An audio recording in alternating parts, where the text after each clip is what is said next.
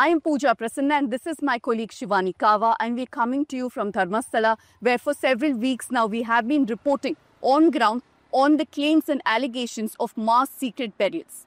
Now, on the third day of the exhumation, we have reports that partial human remains have been found on spot number 6, where the exhumation was taking place today. As we continue keeping track of the progress that the police make, we also caught up with the only government official here in Dharmasthala who has been speaking up. That's the Vice President of the Gram Panchayat. His name is Srinivas Rao. We asked him several questions, but chief among them were about his rebuttal to the claims made by the sanitation worker, where Srinivas Rao also claimed that if any bodies are found next to Netravati River, it could possibly be those that the Gram Panchayat had buried many years ago. Let's go into this interview and see what he has to say. But before that, here's a quick appeal from both of us and all of us here at the News Minute. We've been hitting the ground and bringing you authentic, responsible reportage. If you like and support our journalism, then do consider becoming subscribers of the News Minute and News Laundry, and also contribute to our reporting fund so reporters like Shivani and myself can hit the ground to bring you reports from here. Sir, thank you ನಮ್ಮ ಜೊತೆ ಮಾತಾಡೋದಕ್ಕೆ. ಇವಾಗೊಬ್ರು ದೂರ ಬಂದು ಕೊಟ್ಟಿದ್ದಾರೆ, ನಾನೇ ನೂರಾರು ಶವಗಳನ್ನ ಇದು ಹೂಟಿದ್ದೀನಿ ಅಂತ. ನಿಮ್ಮ ಪ್ರತಿಕ್ರಿಯೆ ಏನು ಅದಕ್ಕೆ? ಖಂಡಿತವಾಗಿ ಇದೊಂದು ಸ್ಪಷ್ಟತೆ ಇಲ್ಲದಂತಹ ದೂರು. ಯಾಕೆಂತೇಳಿದರೆ ಅವರು ಯಾರು ಅಂತ ಹೇಳುವಂಥದ್ದು ಅನಾಮಿಕ. ಯಾಕಂತೇಳಿದರೆ ನಾನು ಒಬ್ಬ ಇಂಥವನೇ ಅಂತೇಳಿದರೆ ಇಂಥವನು ಅಂತ ಹೇಳುವಂಥವನ ಇತಿಹಾಸವನ್ನು ನೋಡಿ ಇವನು ಇದ್ನಾ ಇಲ್ವಾ, ಅಥವಾ ಇವನು ಮಾಡಿದಾನ, ಅಥವಾ ಇವನು ಯಾವ ಕಾರ್ಯದಲ್ಲಿ ಇಲ್ಲಿಯ ಯಾವ ಡಿಪಾರ್ಟ್ಮೆಂಟಲ್ಲಿದ್ದ, ಅಥವಾ ಪಂಚಾಯತಿಗೆ ಸಂಬಂಧಪಟ್ಟವನು ಅಂತ ಹೇಳುವಂಥದ್ದನ್ನು ಭಾಳ ಸ್ಪಷ್ಟವಾಗಿ ಸ್ಪಂದಿಸ್ಬೋದಿತ್ತು. ಬಟ್ ಇದು ಅನಾಮಿಕ ಅಂತ ಹೇಳುವಂಥದ್ದು. ಮಾಸ್ಕ್ ಹಾಕಿದ್ದಾರೆ, ನಾನು ಮಾಡಿದ್ದೀನಿ ಅಂತ ಹೇಳ್ತೇನೆ. ಹಾಗಾದರೆ ನಾನು ಅದನ್ನು ಅವನೇ ಅಂತ ಹೇಳುವಂಥದ್ದು, ನನಗೆ ಯಾರು ಅಂತ ಹೇಳುವಂಥದ್ದು ಕೂಡ ಅಸ್ಪಷ್ಟ ಇರುವ ಕಾರಣ ಇದಕ್ಕೆ ಉತ್ತರ ಕೊಡಲಿಕ್ಕೆ ಅವರು ವಿಟ್ನೆಸ್ ಪ್ರೊಟೆಕ್ಷನ್ ನಲ್ಲಿದ್ದಾರೆ. ಅವರು ಹೊರಗೆ ಬಂದು ತಾನು ಯಾರು ಅಂತ ಹೇಳಿದ್ರೆ ಅವ್ರ ಜೀವಕ್ಕೆ, ಅವರ ಕುಟುಂಬದ ಜೀವಕ್ಕೆ ಒಂದು ಸೇಫ್ಟಿ ಪ್ರಾಬ್ಲಮ್ ಆಗೋದು ಅಂತ ಅವ್ರು ಹೇಳ್ತಾರೆ. ಅವ್ರು ಯಾರು ಅನ್ನೋದನ್ನ ಒಂದು ನಿಮಿಷ ಪಕ್ಕಕ್ಕಿಡೋಣ.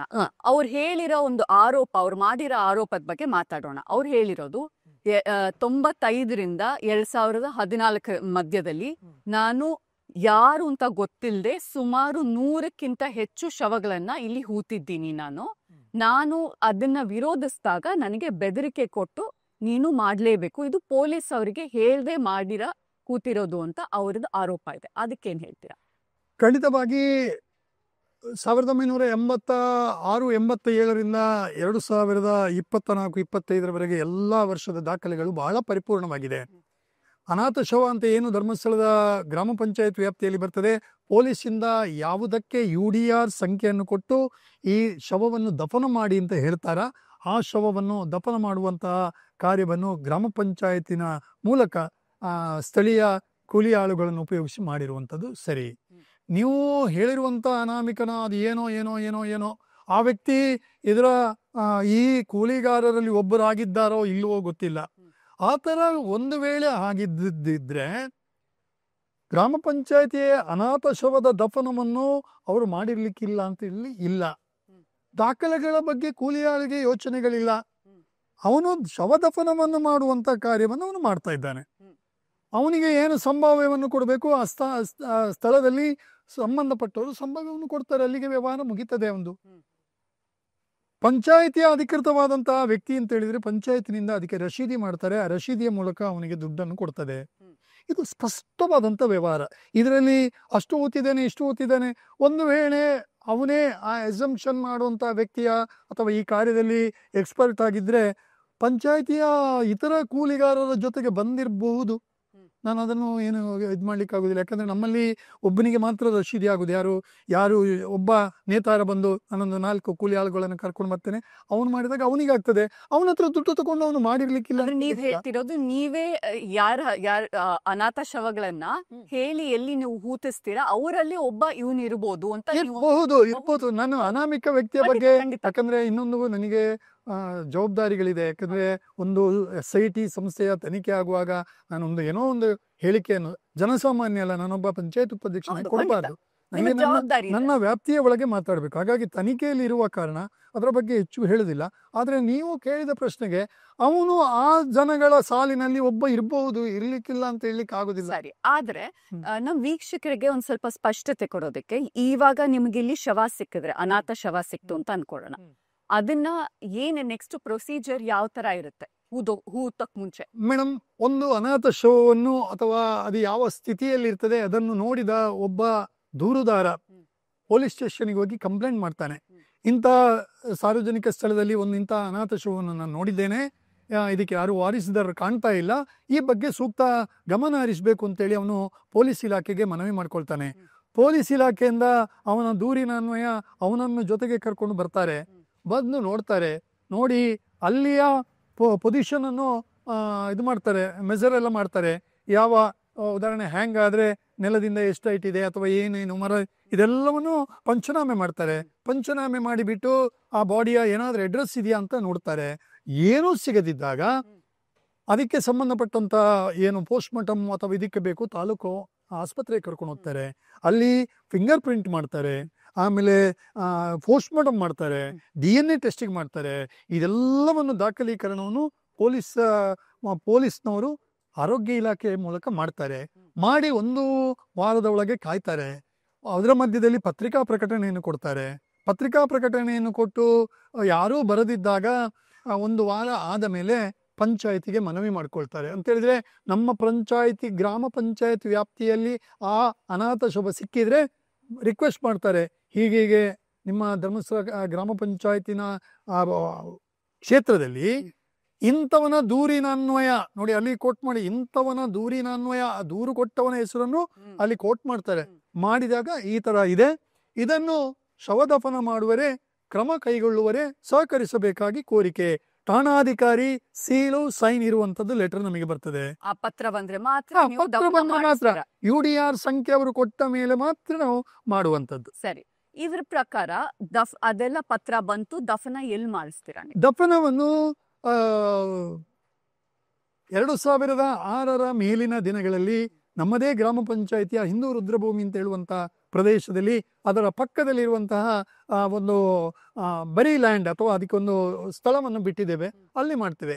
ಮೊದಲಿನ ದಿನಗಳಲ್ಲಿ ಅದು ರೆವೆನ್ಯೂ ಇರ್ಬೋದು ಅಥವಾ ಈ ರೀತಿಯ ಭೂಮಿಗಳಲ್ಲಿ ಸ್ಥಳೀಯವಾದಂತಹ ಪೊಲೀಸ್ ಇಲಾಖೆಯ ನಿರ್ಧಾರಕ್ಕೆ ಸಹಕರಿಸಿದ್ದೇವೆ. ಆ ಜಾಗವನ್ನು ತೀರ್ಮಾನ ಮಾಡೋದು ಪಂಚಾಯತ್ ಅಲ್ಲ, ಯಾರು ತೀರ್ಮಾನ ಮಾಡೋದು? ಸ್ಥಳೀಯ ಪೊಲೀಸ್ ಅಧಿಕಾರಿ ಹೇಳ್ತಾನೆ, ಇಂತಲ್ಲಿ ಮಾಡ್ಬೇಕು ಅಂತ ಹೇಳುವಾಗ ನಾವು ಮತ್ತು ಅವರಿದ್ದು, ಆ ಪೊಲೀಸ್ ಅಧಿಕಾರಿ ಇರ್ತಾರೆ, ನಾವುಗಳು ಕೂಡ ಇದ್ದು ಆ ಶವ ದಫನವನ್ನು ಮಾಡ್ತೀವಿ. ನಿಮ್ ಹತ್ರ 86ರಿಂದ ಎಲ್ಲ ದಾಖಲೆ ಇದೆ ಅಂತ ನೀವು ಇದೆ ಹೇಳಿದ್ದೀರಾ. ಇದೆ ಮೇಡಮ್. ಸೊ 2006 ಮುಂಚೆ, ಇಲ್ಲಿ ಸ್ಮಶಾನ ಬರೋದಕ್ ಮುಂಚೆ ಎಲ್ಲಿ ದಫನ ಮಾಡಿದ್ರು? ಈ ವಿಚಾರಗಳು ಕೂಡ ಸಾರ್ವಜನಿಕ ಅಂತ ಹೇಳಿದ್ರೆ ಅರಣ್ಯ ಭೂಮಿ ಅಂತ ಹೇಳುವಂಥದ್ದು ನಾನು ಹೇಳಿದ್ರೆ ಇವತ್ತು ತಪ್ಪಾಗ್ತದೆ. ಅರಣ್ಯ ಭೂಮಿ ಅಲ್ಲ, ಒಂದು ಕಂದಾಯ ಭೂಮಿ ಅಂತ ಪ್ಲೇಸ್ಗಳಲ್ಲಿಯೂ ಕೂಡ ಮಾಡಿರುವ ಚಾನ್ಸಸ್ ಇದೆ. ಯಾಕಂದ್ರೆ ನೀವು ಒಳಗ್ ಹೋಗಕ್ಕೂ ಜಾಗ ಇರೋದಿಲ್ಲ. ಅರಣ್ಯ ಭೂಮಿ ಆದ್ರೆ ನೀವು ಪರ್ಮಿಷನ್ ತಗೊಳ್ದೆ ಒಳಗ್ ಹೋಗೋದಕ್ಕೂ ಬಿಡೋದಿಲ್ಲ. ಒಂದು ದಫನ ಮಾಡೋದು ಖಂಡಿತ ಬಿಡೋದಿಲ್ಲ. ನಾನೊಂದು ಸ್ಪಷ್ಟನೆ, ನಿಮ್ಮ ಇದರಲ್ಲಿ ನಾನು ಒಂದು ಸಣ್ಣವನಾಗಿರುವಾಗ ಅಥವಾ ವ್ಯವಸ್ಥೆಗಳು ಇಲ್ಲದಿದ್ದಾಗ ಗ್ರಾಮ ಪಂಚಾಯತಿಗಳು ರಸ್ತೆಗಳು ಅಥವಾ ಏನನ್ನು ನೋಡದಿರುವಂತಹ ಸಂದರ್ಭದಲ್ಲಿ ಒಬ್ಬ ಪ್ರತಿಷ್ಠಿತ ವ್ಯಕ್ತಿ ಸತ್ರು ಕೂಡ ಅವನ ಸ್ಥಳಗಳು ಇರುವಂತದ್ರಲ್ಲಿ ಅದನ್ನು ಮಾಡುವಂಥದ್ದು. ಆ ರೀತಿಯ ಪ್ರದೇಶಗಳಲ್ಲಿ ಅವನು ಕೋಟ್ಯಾಂತರ ವ್ಯಕ್ತಿ, ಅರಣ್ಯ ಪ್ರದೇಶ ಅಂದ್ರೆ ಆ ರೀತಿಯ, ಅದಕ್ಕೆ ಅಂತೇಳಿ ದಾಖಲೆಯಲ್ಲಿ ಇದೆಲ್ಲ ಪ್ಲೇಸ್ ಫಿಕ್ಸ್ ಮಾಡಿರೋದಂತಲ್ಲ, ಒಂದು ಜನಸಾಮಾನ್ಯವಾಗಿ ಫಿಕ್ಸ್ ಮಾಡ್ತಿದ್ರು. ಇಂತಹ ಪ್ರದೇಶದಲ್ಲಿ ಉದಾಹರಣೆಗೆ ಇಲ್ಲಿ ಕಲ್ಲೇರಿ ಅಂತ ಇದೆ, ಕಲ್ಲೇರಿಯ ಮೇಲ್ಗಡೆ ಇಲ್ಲಿ ನೇರ್ತಾನೆ ಅಂತ ಇದೆ, ನೇರ್ತಾನೆ ರಸ್ತೆಗಳ ಪಕ್ಕದಲ್ಲಿ ಮಣ್ಣಸಂಕ ಇದೆ, ಅದರ ಬಲಗಡೆಯಲ್ಲಿ ಇಲ್ಲಿ ಗಂಗೋತ್ರಿ ಅಥವಾ ಇದಿದೆ ಅದರ ಪಕ್ಕದಲ್ಲಿ, ಅಥವಾ ನೇತ್ರಾವತಿ ಸ್ನಾನಘಟ್ಟಿನ ಆಸುಪಾಸಿನಲ್ಲಿ. ಇದು ಹಿಂದಿನ ಇದರಲ್ಲಿ ಮಾಡಿರ್ತಾರೆ. ಗ್ರಾಮ ಪಂಚಾಯತಿಯವರೇ ಮಾಡಿರ್ಬೋದು. ಗ್ರಾಮ ಪಂಚಾಯತಿನವರು ನಾವು ಮಾಡಿದ ಅಂತ ಹೇಳಿದ್ರೆ ಪೊಲೀಸ್ ಅಧಿಕಾರಿ ತೋರಿಸಿದಲ್ಲಿ ನಾವು ಪೊಲೀಸ್ ಅಧಿಕಾರಿ ಇಲ್ಲಿ ದಫನ ಮಾಡಿ ಅಂತ ಹೇಳಿರ್ತಾರೆ. ಇವಾಗ ನಿಮಗ್ ಗೊತ್ತಿದೆ 13 ಜಾಗ ತೋರ್ಸಾಗಿದೆ ದೂದ್ಕರ್, ಅಲ್ಲಿ ಆಲ್ರೆಡಿ ಇವಾಗ ಶುರು ಮಾಡಿದ್ದಾರೆ, ಅಲ್ಲಿ ಅಗಿಯಕ್ಕೆ ಶುರು ಮಾಡಿದ್ದಾರೆ. ನೀವ್ ಹೇಳ್ತೀರಾ, ನಮ್ ವೀಕ್ಷಕರಿಗೆ ನೀವ್ ಹೇಳ್ತೀರಾ ಜಾಗ ಗೊತ್ತಿಲ್ದಿದ್ರೆ, ನೀವ್ ಹೇಳಿದ್ದ ಜಾಗಗಳು ಅಲ್ಲೇ ಬರುತ್ತಾ? ನೇತ್ರಾವತಿ ನದಿ ಬದಿಯಲ್ಲಿ ಅವ್ರು ತೋರ್ಸಿರೋ ಜಾಗದಲ್ಲೂ ಬರುತ್ತಾ ನಿಮ್ಗೆ ಗೊತ್ತಿರೋ ಪ್ರಕಾರ? ಗ್ರಾಮ ಪಂಚಾಯತಿಯ ದಾಖಲೆಗಳನ್ನು ತೆಗೆದಾಗ ನೇತ್ರಾವತಿ ಸ್ನಾನಘಟ್ಟದ ಬಳಿಯಲ್ಲಿ ಇರುವಂತಹ ಅನಾಥ ಶವಗಳ ಸಂಖ್ಯೆ ಹೆಚ್ಚು. ಯಾಕೆ ಅಂತ ಹೇಳಿದ್ರೆ ಈಜು ಬರದೆ ಸತ್ತು ಹೋಗಿರುವಂತದ್ದು ಅಲ್ಲ. ನಾನು ಒಂದ್ ಹೇಳ್ತೇನೆ ಆ ಪೊಸಿಷನ್ ನಲ್ಲಿ ಏನಾಗಿರ್ತದೆ, ನಮಗೆ ಅದಕ್ಕೆ ಆದಂತಹ ಸ್ಥಳಗಳು ಆ ಪಕ್ಕದಲ್ಲಿ ನದಿಯ ತೀರದಲ್ಲಿ ಮಾಡಿರುವಂತಹ ಸಾಧ್ಯತೆಗಳು ಇದೆ, ಇಲ್ಲ ಅಂತ ಹೇಳುವಂಥದ್ದಲ್ಲ. ಯಾವುದೇ ವ್ಯವಸ್ಥೆ ಇಲ್ಲದಿದ್ದಂತಹ ದಿನಗಳಲ್ಲಿ ಅದನ್ನು ನನ್ನ ಮಂಡಲ ಪಂಚಾಯತಿಯ ಮಂಡಲ ಪ್ರಧಾನರು ಕೂಡ ಮೊನ್ನೆ ಯಾವುದೋ ಒಂದು ಮೀಡಿಯಾದಲ್ಲಿ ಹೇಳಿದ್ದಾರೆ. ಆ ದಿನಗಳಲ್ಲಿ ಹೀಗಿತ್ತು, ಪರ್ಟಿಕ್ಯುಲರ್ ವ್ಯವಸ್ಥೆ ಇಲ್ಲ, ಹಾಗೆ ಮಾಡಿರುವಂತಹ ಸಾಧ್ಯತೆಗಳು ಇದೆ. ಇನ್ನೊಂದು, ನಿಮ್ಮ ನ್ಯೂಸ್ ಮೂಲಕ, ನಿಮ್ಮ ಚಾನೆಲ್ ಮೂಲಕ ನಾನೊಂದು ಸ್ಪಷ್ಟತೆ ಕೊಡ್ಲಿಕ್ಕೆ ಹೇಳ್ತೇನೆ. ನನ್ನ ಮೇಲೆ ಬೇರೆ ಬೇರೆ ಇದು ಮಾಡ್ತಾರೆ, ಏನು ಅವತ್ತು ಮೊನ್ನೆ ಸುರಿಗೆ ಮಾಡುವಾಗ ನಾವು ಅಲ್ಲೇ ಮಾಡಿದ್ದೇವೆ ಬಿಟ್ಟರೆ ಬೇರೆ ಎಲ್ಲೂ ಮಾಡಲಿಲ್ಲ. ದಾಖಲೆಗಳು, ಪಂಚಾಯಿತಿಯ ವ್ಯವಸ್ಥೆಗಳು ಪ್ರಾರಂಭ ಆದ ಮೇಲೆ ನಾವು ಅಲ್ಲಿ ಮಾಡ್ತಾ ಇದ್ದೇವೆ. ಮೊದಲನೇ ದಿನಗಳಲ್ಲಿ, ಆ ದಿನಗಳಲ್ಲಿ ಆಯಾಯ ಪೊಲೀಸ್ ಅಧಿಕಾರಿಗಳ ಒಂದು ಕಾರ್ಯಕ್ಷಮತೆ ಮತ್ತು ಅವರ ತೀರ್ಮಾನದಂತೆ ಅವರೆಲ್ಲಿ ತೋರಿಸ್ತಾರೆ ಅಲ್ಲಿ ಮಾಡಿ. ಇವಾಗ ದಾಖಲೆಗಳಿದೆ, ಎಲ್ಲೆಲ್ಲಿ ಅದಕ್ಕೆ ಮುಂಚೆ ಪೊಲೀಸ್ ಅವ್ರು ಎಲ್ಲಿ ತೋರಿಸಿದ್ರು ಅಲ್ಲಿ ದಫನ ಮಾಡಿರೋದು ಎಲ್ಲ ದಾಖಲೆ ಇದು ಪೊಲೀಸ್ ಇಲಾಖೆಯಲ್ಲಿ ಇರಬೇಕು. ಇದು ಪಂಚನಾಮೆ ಮಾಡಿರೋ ದಫನಗಳದ್ದು ಎಲ್ಲಿ ಮಾಡಿದೀರಾ, ಯಾರು ಮಾಡಿದೀರಾ, ಯಾವ ತರ ಶವ ಬಂದಿದೆ, ಅದೆಲ್ಲ ದಾಖಲೆ ಇರುತ್ತೆ ನಿಮ್ಮ. ಮೇಡಮ್, ನಮ್ಮಲ್ಲಿ ಬಂದಿರುವಂತಹ ಶವದ ಬಗ್ಗೆ ಏನು ಮಾಹಿತಿ ಇದೆ ಅಂತ ಹೇಳಿದ್ರೆ, ಶವ ಯಾವ ಕಾರಣದಿಂದಾಗಿ ಅದು ಶವವಾಯಿತು, ಎಲ್ಲಿ ಸಿಕ್ಕಿತು ಬಾಡಿ, ಯಾರು ದೂರದಾರರು, ಇದಕ್ಕೆ ಯಾರು ಇದಿಲ್ಲ ಅಂತ ಹೇಳುವಂತ ಎಲ್ಲಾ ಮಾಹಿತಿಗಳನ್ನು ಕೊಟ್ಟು UDR ಸಂಖ್ಯೆ ಕೊಟ್ಟಿರುವಂತಹ ಮಾಹಿತಿಗಳು ಗ್ರಾಮ ಪಂಚಾಯತ್ನಲ್ಲಿದೆ. ದಫನ ಮಾಡಿರುವಂತಹ ದಾಖಲೆಗಳು ನೀವು ಪೊಲೀಸ್ ಇಲಾಖೆಯಲ್ಲಿ, ಯಾಕಂದ್ರೆ ಅವರು ಪಂಚನಾಮೆಯನ್ನು ಮಾಡಬೇಕು. ಎಲ್ಲಿ ಮಾಡಿದ್ದೇವೆ, ಉದಾಹರಣೆಗೆ ಒಂದು 3 ಫೀಟಿನ ಮರ ಇದೆ, ಗಿಡ ಇದೆ, ಆಸುಪಾಸಿನಲ್ಲಿ ವಿಶಾಲ ಭೂಮಿ ಇದೆ, ಆ ರೀತಿ ಅವ್ರು ಬರ್ದಿಲ್ಲ. ಆದ್ರೆ ಇವಾಗ ನಾಳೆ ಪೊಲೀಸ್ ಅವ್ರು ಬಂದು ನಾವಿಲ್ಲಿ ಹೇಳಿಲ್ಲ, ಪಂಚಾಯತಿ ಅವ್ರು ಬಂದು ನೀವ್ ಹೇಳ್ತಿರೋದು ಪೊಲೀಸ್ ಅವ್ರು ಏನ್ ನಿಮ್ಗೆ ಹೇಳಿದ್ರು, ಅವ್ರ ಇನ್ಸ್ಟ್ರಕ್ಷನ್ಸ್ ಪ್ರಕಾರ ನೀವು ದಫನ ಮಾಡಿದ್ದೀರಾ. ನೀವು ಅಂದ್ರೆ ನಿಮ್ಮ ಮುಂಚೆ ಯಾರಿದ್ರು, ನಾಳೆ ಪೊಲೀಸ್ ಅವ್ರು ಬಂದು ನಾವೇನು ಹೇಳಿಲ್ಲ, ಇವರು ಪಂಚಾಯತಿ ಅವ್ರು ಯಾಕೆ ನಿಮ್ಮ ಹತ್ರ ಏನಾದ್ರು ಒಂದು ಅವ್ರು ಕೊಟ್ಟಿರೋದೊಂದು ಪತ್ರ ಅಥವಾ ನಿಮ್ಮ ದಾಖಲೆಯಲ್ಲಿ ಈ ಶವ, ಈ ನಂಬರ್, UDR ನಂಬರು, ಇಲ್ಲಿ ನಾವು ದಫನ ಮಾಡಿದೀವಿ ಅಂತ ಏನೋ ಒಂದಿರುತ್ತೆ. ನಮ್ಮಲ್ಲಿ ಇಲ್ಲ, ನಮ್ಮಲ್ಲಿ ಅದರ ಬಗ್ಗೆ ದಾಖಲೆಗಳಿಲ್ಲ. ಅದು ಪೊಲೀಸ್ ಇಲಾಖೆಯಲ್ಲಿ ಇರಬೇಕಾದಂತ ದಾಖಲೆ. ನಾವು ಶವ ದಫನ ಮಾಡ್ಲಿಕ್ಕೆ ಮಾತ್ರ ಸೋರ್ಸ್. ಈ ಶವನ ದಫನ ಮಾಡೋದಿಕ್ಕೆ ನೀವು ಇವಾಗ ಕಾಗದ ತೋರಿಸ್ತಾ ಇದ್ರಿ, ದಾಖಲೆ, ಅವರಿಗೆ ಒಂದು ಏನೋ ಒಂದು ನಿಗದ ಕೊಟ್ಟಿದ್ರೆ 700 ರೂಪಾಯಿ 800 ರೂಪಾಯಿ ಅಂದಿರೋದಕ್ಕೆ. ಅದ್ರಲ್ಲಿ ಇದೆಯಾ ಅವ್ರ ಹೆಸರು, ಅವ್ರು ಯಾರು, ಅವರು ಎಲ್ಲಿ ಆಗದಿದ್ದಾರೆ, ಎಲ್ಲಿ ದಫನ ಮಾಡಿದ್ದಾರೆ, ಡೇಟು ಎಲ್ಲ ಇದೆಯಾ? ಇದೆ ಮೇಡಮ್. ನಾವು ಯಾರಿಗೆ ರಶೀದಿ ಮಾಡಿರ್ತೇವ, ಉದಾಹರಣೆಗೆ ಚೋಮ ಸನ್ನಪ್ ಚುಕುಡ ಇರ್ಬೋದು, ಅಥವಾ ಬಾಬು ಸನ್ನಪ್, ಏನು ಸಮ್ ಎಕ್ಸ್ ಅಂಡ್ ವೈ ಎಲ್ಲವೂ ಇದ್ದು ಅವನು ದುಡ್ಡು ತಕೊಂಡಿರ್ತಾನೆ. ಅದಕ್ಕೆ ನಮ್ಮ PDO ಸೈನು, ಅಧ್ಯಕ್ಷರ ಸೈನು, ಅದರ ಜೊತೆಗೆ ರಿಸೀವರ್ ಸೈನು ಕೂಡ ಇದೆ. ಪೇಮೆಂಟ್ ಆಗಿರೋದಕ್ಕೆ ಪಕ್ಕ ದಾಖಲೆಗಳಿದೆ.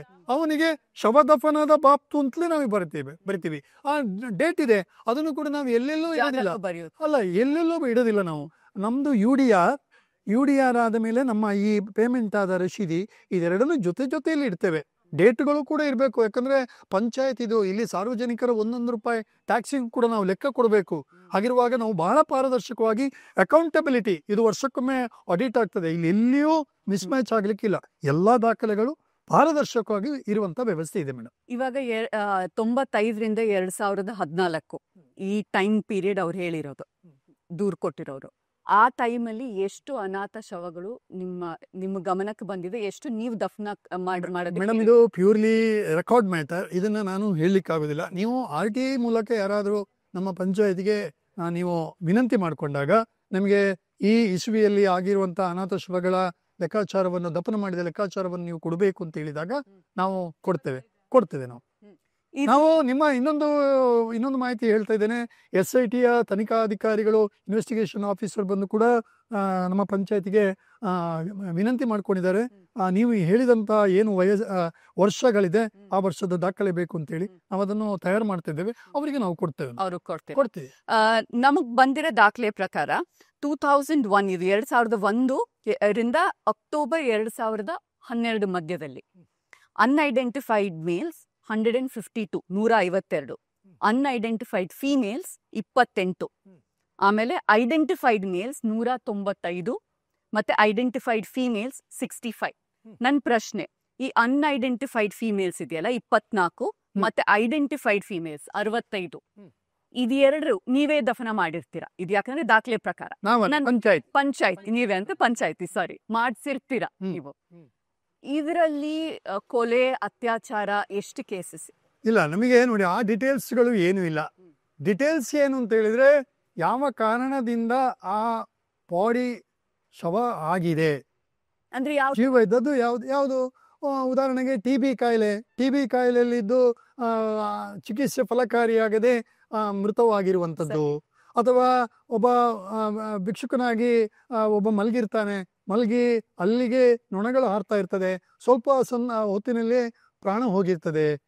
ಸರ್, ಆದ್ರೆ ಅದು ಆಟೋಪ್ಸಿ ಮಾಡದೆ ಪೋಸ್ಟ್ ಮಾರ್ಟಮ್ ಮಾಡದೆ ನಿಮಗೆ ಶವ ಕೊಡೋದಿಲ್ಲ. ಪೋಸ್ಟ್ ಮಾರ್ಟಮ್ ಅಲ್ಲಿ ಏನು ಕಾರಣ ಅಂತ ಬರೆದಿರ್ತಾರೆ. ಕೊಲೆ ಆದ್ರೆ ಕೊಲೆ, ಯಾವ ತರ ಕೊಲೆ ಆಯ್ತು, ನೀವು ಕೇಳುವ, ನೀವು ನಿರೀಕ್ಷೆ ಮಾಡುವಂತ ಎಲ್ಲಾ ದಾಖಲೆಗಳು ಅದು ಪೊಲೀಸ್ ಇಲಾಖೆ ಮತ್ತು ಹೆಲ್ತ್ ಡಿಪಾರ್ಟ್ಮೆಂಟ್ ಕೊಡುವಂತದ್ದು. ಇಲ್ಲ ಖಂಡಿತ ನಾನು ಹೇಳ್ತಿರೋದು ಪೊಲೀಸ್ ಅವರು ನಿಮಗೆ ದಾಖಲೆ ಕೊಡುವಾಗ ಅದ್ರಲ್ಲಿ ನೀವೇ ಹೇಳಿದ್ರಿ ಇವಾಗ ಶವ ಹೇಗಾಯ್ತು ಅಂತ ಅಲ್ಲಿ ಬರ್ದಿರ್ತಾರೆ ಅಲ್ವಾ. ಇವಾಗ ಕೊಲೆ ಅಂತಂದ್ರೆ ಯಾವ ತರ ಕೊಲೆ ಆದ್ರು, ಅವ್ರಿಗೆ ಚಾಕು ಹಾಕಿದ್ರ, ಅವ್ರಿಗೆ ಚುಚ್ಚಿ ಕೊಲೆ ಮಾಡಿದ್ರ, ಶೂಟ್ ಮಾಡಿದ್ರ, ಅತ್ಯಾಚಾರ ಆಗಿ ಕೊಲೆ ಆಯ್ತಾ, ಅದೆಲ್ಲ ಇರುತ್ತೆ ಆ ದಾಖಲೆಯಲ್ಲಿ. ಸೊ ಆ ದಾಖಲೆ ನಿಮ್ಮ ಹತ್ರ ಇದೆಯಾ? ಇವಾಗ ಪೊಲೀಸ್ ಅವರು ನಿಮಗೆ ಕೊಟ್ಟಿದ್ದ ದಾಖಲೆ ನಿಮ್ಮ ಹತ್ರ ಇದೆಯಾ? ಇಲ್ಲ ಮೇಡಮ್, ಆ ತರದ ಪರ್ಟಿಕ್ಯುಲರ್ ಏನು ದಾಖಲೆಗಳಿಲ್ಲ. ನಾನು ನಿಮಗೆ ಮತ್ತೆ ಹೇಳ್ತಾ ಇರುವಂತದ್ದು, ಅದು ಶವಾಗಾರದಲ್ಲಿ ಇಟ್ಟು ಅದಕ್ಕೆ ಯಾರು ಕ್ಲೇಮ್ಡ್ ಪರ್ಸನ್ ಇಲ್ಲ ಅಂತ ಹೇಳಿದ ಮೇಲೆ, ಅದಕ್ಕೆ UDR ಕೊಟ್ಟ ಮೇಲೆ ಈ ರೀತಿಯ ಇಂಥವನ ದೂರಿನನ್ವಯ ಯಾವುದೇ ವಾರಿಸುದಾರಿಲ್ಲದಿದ್ದಂಥ ಶವವನ್ನು ದಫನ ಮಾಡುವರೆ ಕ್ರಮ ಕೈಗೊಳ್ಳಲಾಗಬೇಕು ಅಂತೇಳಿ ವಿನಂತಿಯನ್ನು ಮಾಡುದು ಬಿಟ್ರೆ ಯಾವ ಪರ್ಪಸ್ ಅಲ್ಲಿ ಆಯ್ತು, ಏನಾಯ್ತು, ಎಂತ ಆಯ್ತು ಅಂತ ಹೇಳುವಂತದ್ದಿಲ್ಲ. ನಿಮಗ್ ಗಮನಕ್ಕೆ ಬಂದಿರೋ ಹಾಗೆ ಅತ್ಯಾಚಾರ ಆಗಿರೋ ಯಾವ್ದಾದ್ರು ಶವಗಳು ಬಂದಿದ್ಯಾ? ಅದನ್ನ ನೀವು ಮಾಡಿಸಿದ್ದೀರಾ? ನಾನಿದು ಈ ವ್ಯಾಪ್ತಿಯಲ್ಲಿ ಮಾತಾಡಬಾರ್ದು, ಯಾಕಂದ್ರೆ ನನಗೆ ಗೊತ್ತಿದ್ದಾಗ, ಯಾಕಂದ್ರೆ ನಾನು ಹೇಳಿದ್ದೆ ಬ್ರಹ್ಮವಾಕ್ಯ ಅಲ್ಲ, ನಾನೇ ಎಲ್ಲವೂ ಅಲ್ಲ. ನನಗೆ ಗೊತ್ತಿರುವ ಹಾಗೆ ಆ ರೀತಿದ್ದು ಯಾವುದು ಇಲ್ಲ. ನನ್ನ ಮತೆಯೇ ಫುಲ್ ಕಂಪ್ಲೀಟ್ ಅಂತಲ್ಲ. ಮತ್ತೆ ಯಾರೋ ಆರೋಪ ಮಾಡುವವರಿಗೆ ಸಾಕ್ಷಿಗಳು ಅಥವಾ ಏನಾದರೂ ಸಿಕ್ಕಿ ತೋರಿಸಿದ್ರೆ ಅದು ಒಳ್ಳೆ ವಿಷಯವೇ. ಯಾಕಂದ್ರೆ ಇಡೀ ಕ್ಷೇತ್ರ ಇದರಿಂದ ಒಂದು ಹೊರಗೆ ಬರಬೇಕು. ತುಂಬ ದಿನ ತುಂಬ ಒತ್ತಡದಲ್ಲಿ ಇರ್ಲಿಕ್ಕೆ ಆಗುದಿಲ್ಲ ಮೇಡಮ್. ನಾವು ಒತ್ತಡದಲ್ಲಿ ಯಾವ ಕಾರಣದಲ್ಲಿ ಇದ್ದೇವೆ ಅಂತ ಹೇಳಿದ್ರೆ, ಇಲ್ಲದ ಆರೋಪಗಳ ಒತ್ತಡದ ಬಿಟ್ಟರೆ ಬೇರೆ ಏನೂ ಇಲ್ಲ. ನಮಗೆ ಬಹಳ ಭರವಸೆ ಮತ್ತು ಸಂತೋಷ ಅಂತ ಹೇಳಿದ್ರೆ, SIT ತನಿಖೆಗೆ ಒಪ್ಪಿಸಿದ ಸಂದರ್ಭದಲ್ಲಿ ಶುರುವಿಗೆ ಮೀಡಿಯಾದ ಇದರಲ್ಲಿ ನಮ್ಮ ವಕ್ತಾರರು, ಕ್ಷೇತ್ರದ ವಕ್ತಾರರು ಹೇಳಿದ್ದಾರೆ, ಇದು ಬಹಳ ಖುಷಿಯಾಗಿ ನಾವು ಸ್ವಾಗತಿಸ್ತೇವೆ, ಖಂಡಿತವಾಗಿ ತನಿಖೆಗೆ ಸಹಕಾರವನ್ನು ಕೊಡ್ತೇವೆ, ನಮಗೆ ಸತ್ಯದ ಅನಾವರಣ ಆಗ್ತದೆ ಅಂತ ಹೇಳುವಂತ ಭರವಸೆ ಇದೆ. ಅಂದ್ರೆ ನೀವ್ ಹೇಳ್ತಿರೋದು ಅನಾಥ ಶವಗಳಲ್ಲಿ ನಿಮಗ್ ಗೊತ್ತಿರೋ ಪ್ರಕಾರ ಯಾವುದೇ ಅತ್ಯಾಚಾರ ಅಥವಾ ಕೊಲೆ ಆಗಿರೋ ಮಹಿಳೆಯರದು ಶವ ನೀವು ದಫನ ಮಾಡೋದಕ್ಕೆ ನೀವ್ ಹೇಳಿಲ್ಲ, ಮಾಡಿಸಿಲ್ಲ ನೀವು.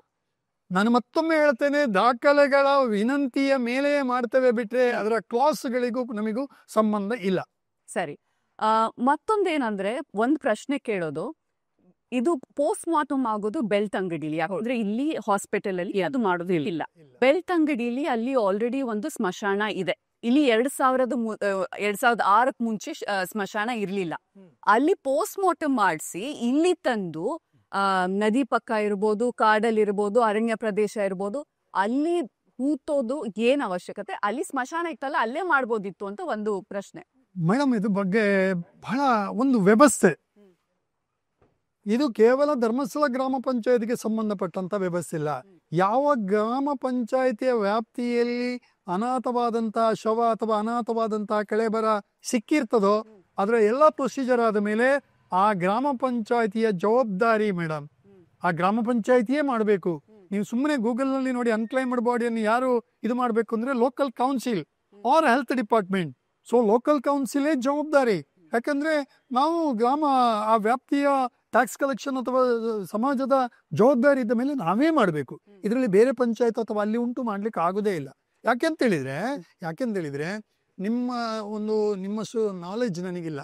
ಅನ್ಕ್ಲೈಮ್ಡ್ ಬಾಡಿ ಕೂಡ ಪೊಲೀಸ್ ಇಲಾಖೆಯವರು ಕಾಯ್ತಾರೆ. ಯಾಕಂದ್ರೆ ಮಿಸ್ಸಿಂಗ್ ಆಗಿರುವಂಥದ್ದು ಅಥವಾ ಬೇರೆ ಬೇರೆ ಇದರಲ್ಲಿ ಹೋಗಿರುವಂಥದ್ದು ಏನಾದರೂ ಅಂಥದ್ದಕ್ಕೆ ಮತ್ತು ಇದಕ್ಕೆ ಟ್ಯಾಲಿ ಆದರೆ ಸಂಬಂಧಪಟ್ಟವರಿಗೆ ಪೊಲೀಸ್ ಇಲಾಖೆಯಿಂದ ಹೇಳ್ತಾರೆ ಇಂಥದ್ದಾಗಿದೆ. ಯಾಕೆ ಆ ಸಂದರ್ಭದಲ್ಲಿ ಇದೇ ಬಾಡಿ ಅವ್ರದ್ದಾದ್ರೆ ತಗೊಂಡು ಹೋಗ್ತಾರೆ. ಅನ್ಕ್ಲೈಮ್ಡ್ ಬಾಡಿ ಕ್ಲೈಮ್ ಆಗುತ್ತೆ. ನೀವೇ ಒಂದು ಪ್ರೆಸ್ ಕಾನ್ಫರೆನ್ಸ್ ಅಲ್ಲಿ ಇವಾಗ ಒಂದು 2 ವಾರದ ಕೆಳಗೆ ಹೇಳಿದ್ರಿ, ಇಲ್ಲಿ ಯಾವುದೇ ಅನ್ಕ್ಲೇಮ್ಡ್ ಬಾಡಿ ಇಲ್ಲ ಧರ್ಮಸ್ಥಳದಲ್ಲಿ, ನಮ್ಮ ಹತ್ರ ಎಲ್ಲ ದಾಖಲೆ ಇದೆ ಅಂತ 430-20 ಒಂದು ನಂಬರ್ ಹೇಳಿದ್ರಿ. ಇಲ್ಲ ಇಲ್ಲ ನಾನು ಆ ನಂಬರ್ ಹೇಳಿಲ್ಲ ನನಗೆ, ಯಾಕಂದ್ರೆ ನಂಬರಿನ ಸ್ಪಷ್ಟತೆಯ ಇವತ್ತಿನವರೆಗೂ ಹೇಳಿಲ್ಲ. ಯಾಕಂದ್ರೆ ನಾನು ಪಂಚಾಯತಿಯಲ್ಲಿ ನನ್ನ ದಾಖಲೆಗಳು ಮಾತಾಡಬೇಕು, ನಾನು ಮಾತಾಡಬಾರ್ದು ಅಂತ ಹೇಳುವಂಥ ನಿಟ್ಟಿನಲ್ಲಿ. ಇನ್ನೊಂದು ಪ್ರೆಸ್ ಮೀಟ್ ಇದು ಕೇಳಿದಿರಿ, ಬಹಳ ಸ್ಪಷ್ಟವಾಗಿ ನಾನು ಹೇಳ್ತಾ ಇರುವಂಥದ್ದು, ನಾವು ಪ್ರೆಸ್ ಮೀಟ್ ಮಾಡಿರುವಂಥದ್ದು ಮೇಡಮ್, ಕರ್ನಾಟಕ ರಾಜ್ಯದ ಟ್ಯಾಕ್ಸ್ ಕಲೆಕ್ಷನ್ನಲ್ಲಿ ನಂಬರ್ 1 ಧರ್ಮಸ್ಥಳ ಗ್ರಾಮ ಪಂಚಾಯಿತಿ ಆಗಿದೆ. 5 ವರ್ಷದಲ್ಲಿ ಅಭೂತಪೂರ್ವವಾದಂಥ ಸುಮಾರು 8ರಿಂದ 10 ಕೋಟಿ ರೂಪಾಯಿಯ ಅನುದಾನದ ಕಾಮಗಾರಿಗಳನ್ನು ಗ್ರಾಮಸ್ಥರಿಗಾಗಿ, ನಮ್ಮ ಮತದಾರರಿಗಾಗಿ ನಾವು ಮಾಡಿದ್ದೇವೆ.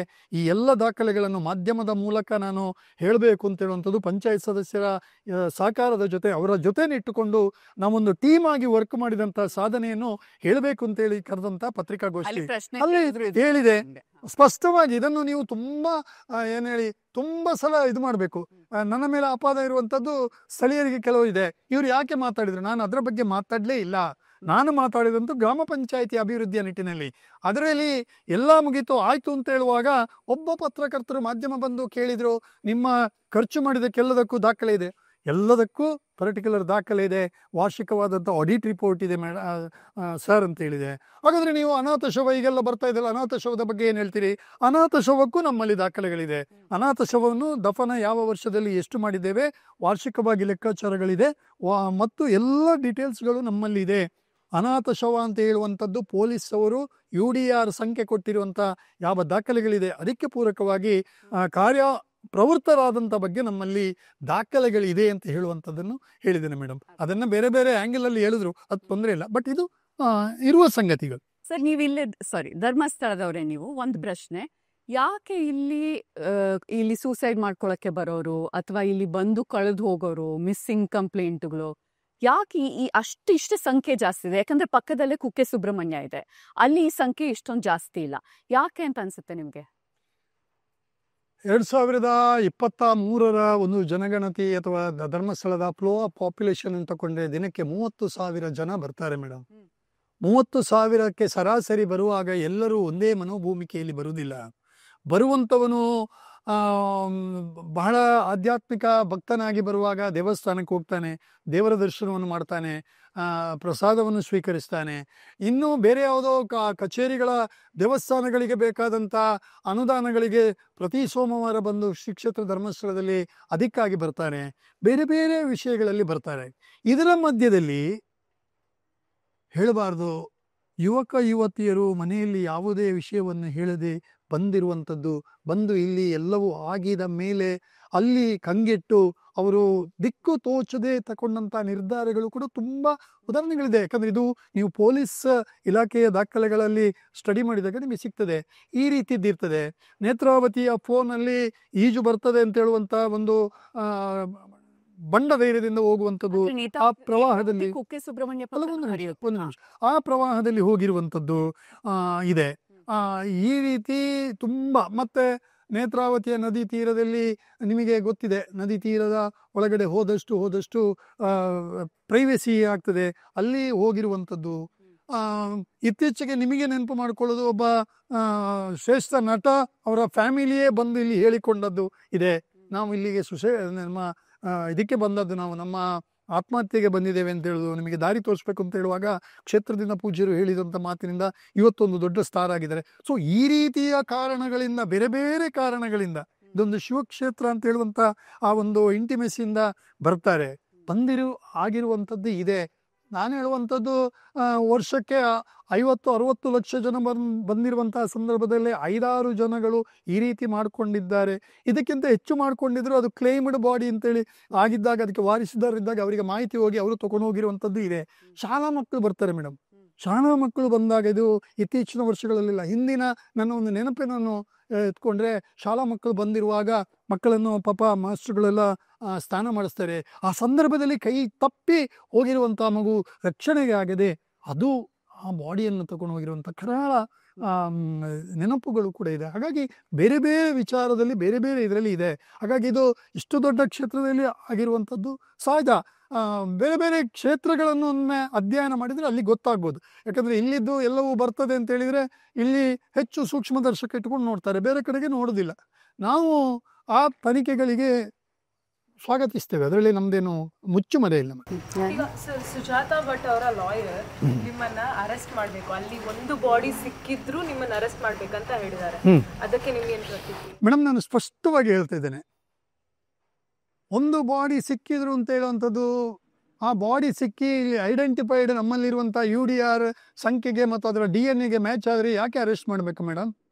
ಅರೆಸ್ಟ್ ಅನಾಥ ಶವ ಅನಾಥ ಶವವೇ ಅದು ಆಗಿದ್ರೆ ಯಾಕೆ ಅರೆಸ್ಟ್ ಮಾಡಬೇಕು? ರಿಜಿಸ್ಟ್ರೇಷನ್ ಬಿಕಾಸ್ ಈಗ ಅರಣ್ಯ ಇಲಾಖೆಯ ಪ್ರದೇಶದಲ್ಲಿ ಅವರು ಹೂತಾಕಿದ್ದಾರೆ ಅಂತ ಹೇಳಿದ್ದಾರೆ ಈಗ ಅನಾಮಿಕ ವ್ಯಕ್ತಿ. ಸೊ ಅಲ್ಲಿ ಎಕ್ಸ್ಯೂಮ್ ಮಾಡಿದಾಗ ಒಂದು ಬಾಡಿ ಸಿಕ್ಕಿದ್ರು ಅದರಲ್ಲಿ ನಿಮ್ಮ ಹತ್ರ ದಾಖಲೆಗಳಿಲ್ಲದಿದ್ರೆ ನಿಮ್ಮನ್ನ ಅರೆಸ್ಟ್ ಮಾಡಬೇಕು. ಅಲ್ಲ, ದಾಖಲೆಗಳಿದ್ರೆ ನಾನೇ ಜವಾಬ್ದಾರಿ ಆಗ್ತೇನೆ. ದಾಖಲೆಗಳಿದ್ರೆ ನಾನು ಪರ್ಸನ್ ಅಲ್ಲ, ನಾನು ಏನಿದ್ರು ನನ್ನ ದಾಖಲೆಗಳನ್ನು ಪೂರಕವಾಗಿ ಮಾತಾಡೋದು, ಅದಕ್ಕೆ ಮಾತ್ರ ಆನ್ಸರೇಬಲ್. ಯಾರೋ ಕೂತ್ಕೊಂಡು ಅವನನ್ನ ಅರೆಸ್ಟ್ ಮಾಡ್ಬೇಕು, ಇವ್ರನ್ನ ಅರೆಸ್ಟ್ ಮಾಡ್ಬೇಕು ಅಂತ ಹೇಳಿದ್ರೆ ಅವರು ಅದ್ರ ಬಗ್ಗೆ ತನಿಖೆ ಮಾಡ್ಬೇಕಲ್ಲ. ಅದು ಇಲ್ಲವೇ ನರೇಷನ್ ಮಾಡಿಕೊಂಡು ಯಾರೋ ಸುಜಾತಾ ಭಟ್ ಏನೇನೋ ಮಾಡಿಕೊಂಡು ಸುಮ್ಮನೆ ಇದು ಮಾಡಬಾರ್ದು. ದಾಖಲೆಗಳನ್ನು ಇಟ್ಟುಕೊಂಡು ಬರಲಿ, ಮಾತಾಡಲಿ. ನಮ್ಮಲ್ಲಿಯೂ ದಾಖಲೆಗಳಿದೆ, ದಾಖಲೆಗಳೇ ಮಾತಾಡಬೇಕು, ಮನುಷ್ಯ ಮಾತಾಡಬಾರ್ದು. ಆದ್ರೆ ಅನಾಥ ಶವ ಆದ್ರೆ DNA ನೀವು ಯಾರಿಗೆ ಮ್ಯಾಚ್ ಮಾಡ್ತೀರಾ? ಇದು ಪ್ರಶ್ನೆ ಮೇಡಮ್, ನಿಮ್ದು ಬಹಳ ಪ್ರಶ್ನೆ ಇದು. DNA ಮ್ಯಾಚ್ ಮಾಡುವಾಗ ಅದರದ್ದು DNA ಆಯ್ತು, DNA ಮ್ಯಾಚ್ ಮಾಡುವಾಗ ಯಾರಿಗೆ ಮಾಡಬೇಕು? ಅವ್ರ ಮನೆಯವ್ರು. ಯಾವ ಮಿಸ್ಸಿಂಗ್ ಇದೆ ಆ ಮಿಸ್ಸಿಂಗಿನ ಇವರಿಗೆ DNA ಮಾಡಬೇಕು, ಅದು ಮ್ಯಾಚ್ ಆಗಬೇಕು. ಒಂದು ವೇಳೆ ಅಲ್ಲೊಂದು ಸಿಕ್ತು, ಇದುವರೆಗೂ ಏನು ಸಿಕ್ಕಿಲ್ಲ, ಅದನ್ನ ನಾಪ್ಕ ಇಟ್ಕೊಳ್ಳೋಣ, ಸಿಕ್ತು, ಅದು ನಿಮ್ ಹತ್ರ ಇರೋ ದಾಖಲೆ ಪ್ರಕಾರ ಅದೇ ಶವ ಅಂತ ಮ್ಯಾಚ್ ಮಾಡೋದಕ್ ಸಾಧ್ಯ ಇಲ್ಲ. ಯಾಕಂದ್ರೆ DNA ಮಾಡೋ ತನಕ ನಾವ್ ಏನು ಹೇಳಕ್ಕಾಗಲ್ಲ, ಇದೇ ಶವನ ಬೇರೆ ಅನಾಥ ಶವನ ಅದೇನು ಮಾಡಕ್ಕಾಗಲ್ಲ. ಸೊ ಕರೆಕ್ಟ್ ಆಗಿರೋ ಅದು ದಾಖಲೆ ಇರೋ ಶವ ಅಂತ ಹೇಗೆ ಹೇಳೋದು? ಅದು DNA ಮತ್ತು ಗ್ರಾಮ ಪಂಚಾಯತಿಯಲ್ಲಿರುವಂತಹ UDR ಆಗಿರುವಂತಹ ಬಾಡಿಯ DNA ದಾಖಲೆಗಳು ಹೆಲ್ತ್ ಡಿಪಾರ್ಟ್ಮೆಂಟ್ ಅಲ್ಲಿ ಇದ್ರೆ ಅದು ಮ್ಯಾಚ್ ಆಗ್ಬೇಕಲ್ಲ ಮೇಡಮ್. ಹಾಗಾದ್ರೆ ಅದು ಅನಾಥ ಶವ ದಫನ ಆಗಿರುವಂತದ್ದು ರೆಕಾರ್ಡ್ಲಿ ಅಂತೇಳಿ ಆಗುದಿಲ್ಲ ಮೇಡಮ್. ದಾಖಲೆಗಳು ಸ್ಪಷ್ಟ ಇದೆ, ಊಹಾಪೋಹಗಳ ಮಾತು ಅಲ್ಲ. ಅದಕ್ಕೆ ದಾಖಲೆಗಳು ಹಾಗೆ ಸಿಗ್ತದೆ. ಇದನ್ನು ಇಲಾಖೆ ಮಾಡಬೇಕು. ಒಂದು ಪುಟ್ಟ ಗ್ರಾಮ ಪಂಚಾಯತಿ ಕೂತ್ಕೊಂಡು ಎಲ್ಲವನ್ನು ಮಾಡ್ಲಿಕ್ಕಾಗುದಿಲ್ಲ. ನಾವು ನಮಗೆ ಕೊಟ್ಟ ಕೆಲಸವನ್ನು ಪ್ರಾಮಾಣಿಕವಾಗಿ ಮಾಡಿದ್ದೇವೆ, ನಾವು ಅದಕ್ಕೆ ಬೇಕಂತ ದಾಖಲೆಗಳನ್ನು ಇಟ್ಟುಕೊಂಡಿದ್ದೇವೆ.